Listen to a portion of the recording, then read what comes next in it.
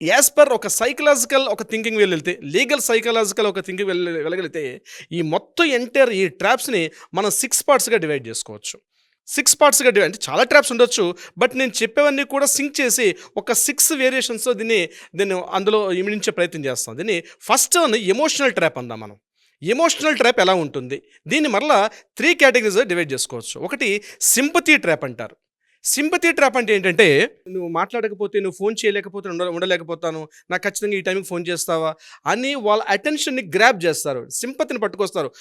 వాళ్ళ మీద ఉన్న సింపతిని మీ వైపు తీసుకొస్తారు. ఒక సింపథీ ట్రాపింగ్ అంటారు దీన్ని. రెండవది జెలసీ ట్రాప్ అంటారు.